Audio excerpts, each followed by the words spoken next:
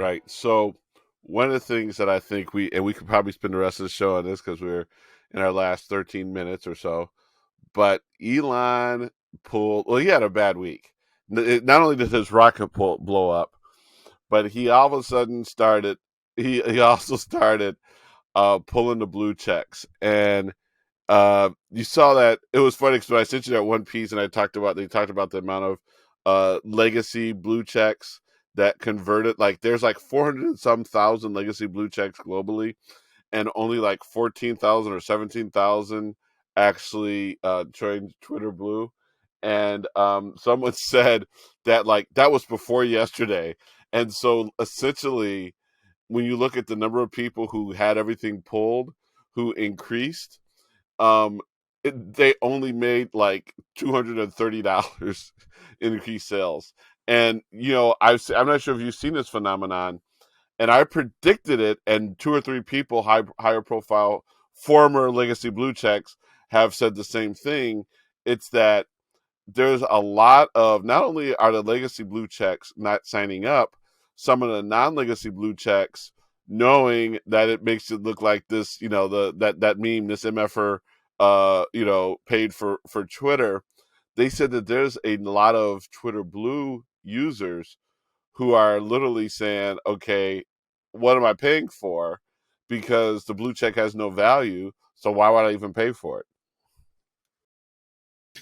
Yeah, I have so many comments about this. First of all, the spin on that rocket blowing up. It was like, oh, it was supposed to get out of here. That was not supposed to do that. It blew up. You failed. Accept it. That's one.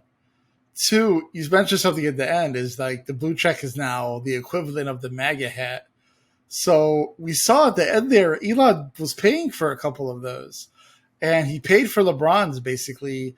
He was paying for LeBron's blue check because LeBron had famously tweeted that he's not paying it, right? And Stephen King. Yeah.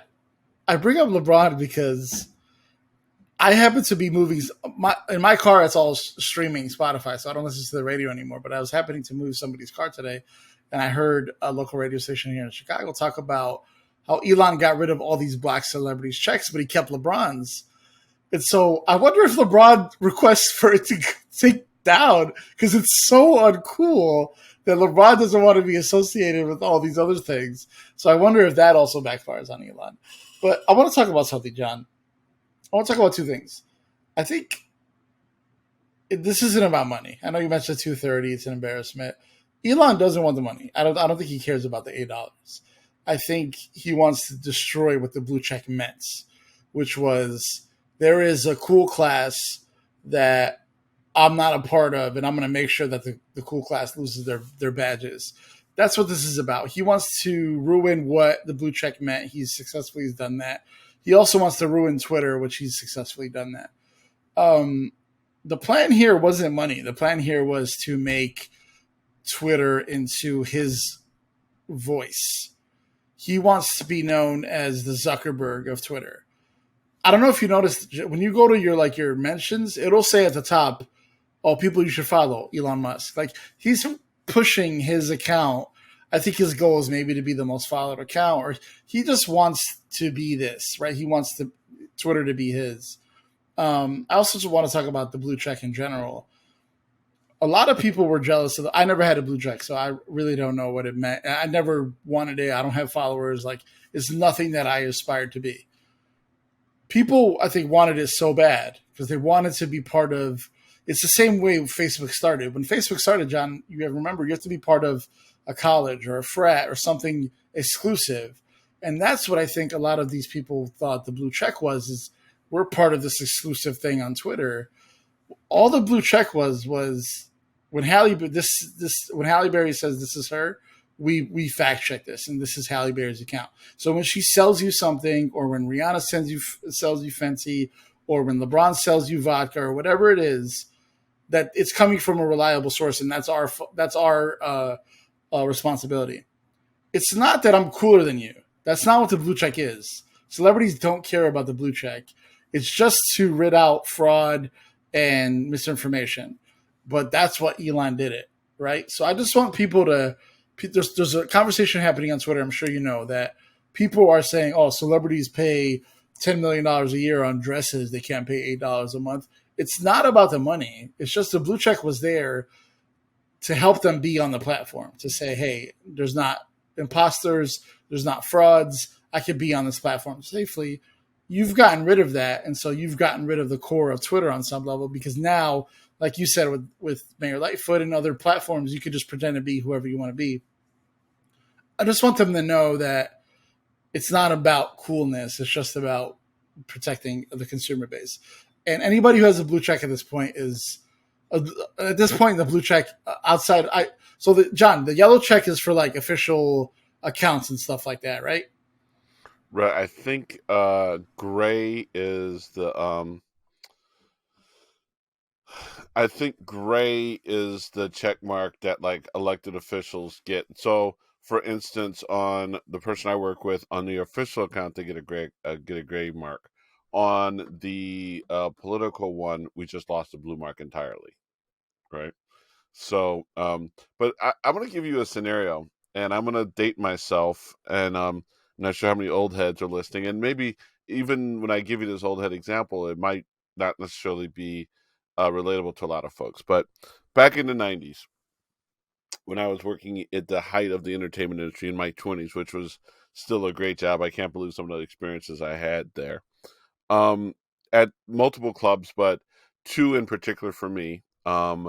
The Drink, which was on Fulton, and China Club, which was also on Fulton.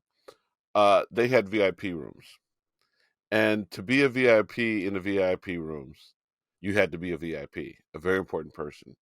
And oftentimes they give you a VIP card, and in addition to VIP card, there's you could call and be put on the VIP list.